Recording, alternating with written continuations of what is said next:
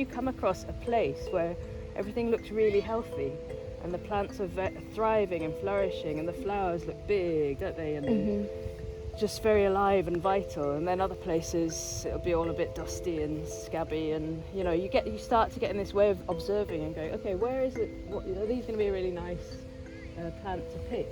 And then coming and approaching, and in that book there's this phrase or advice, isn't there, that don't pick the first plant you see, which Amy from Hackney Herbal always said this is an amazing instruction in one short phrase about stop and look, don't go too fast, make sure you progress and like look around to check what the situation is, ask permission, all of these things.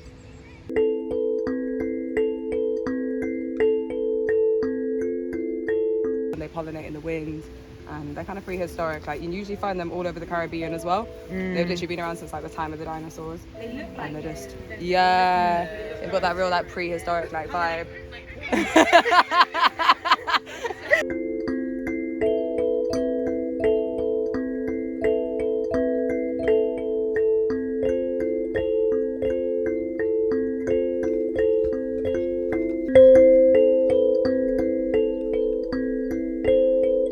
Lots and lots of tiny little separate structures, and each one of those is actually a flower.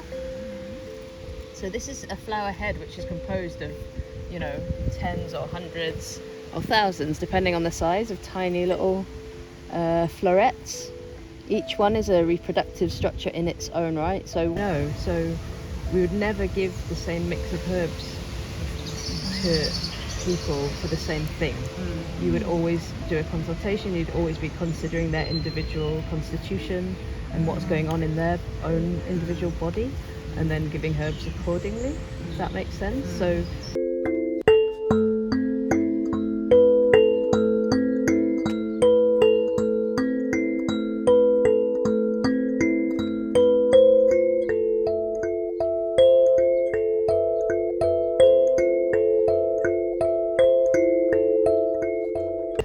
mustn't cut down an elder because then a curse will be put upon you. So there's a lot of old stories about this elder mother, and in that way it's one of the trees, you know, every tree in its own way is going to have its own spirit, but it's one of the ones that's more known as having this personality or this character associated with it, which means it's not entirely benign in a way. Berries raw, depending on the sensitivity, we're all different, but some people might start having nausea or vomiting or having diarrhea as well.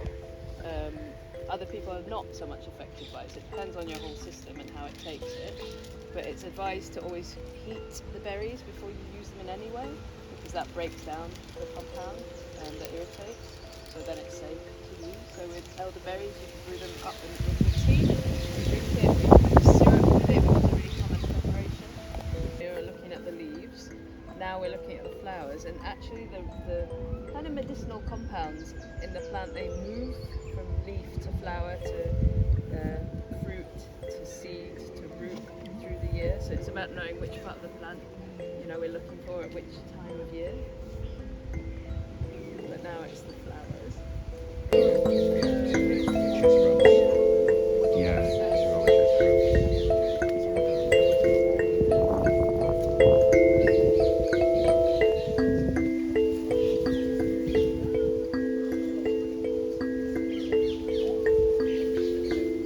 Thoughts? I'm obsessed, honestly.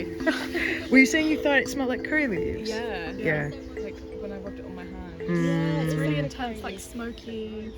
Yeah, kind of. It's very inviting. And is it like a much different smell to the flower? Yes, they're very distinct smells.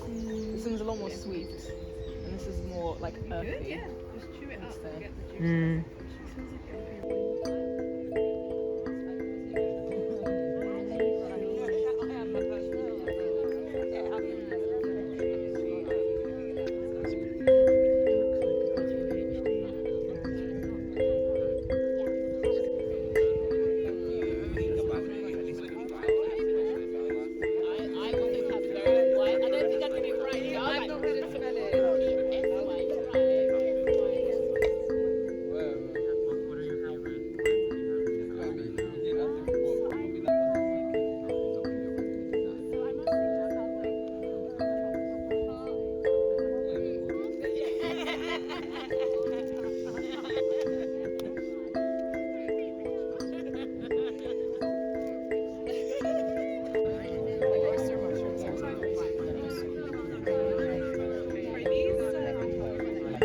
Oh, the elderflower. Yeah, it looks like it.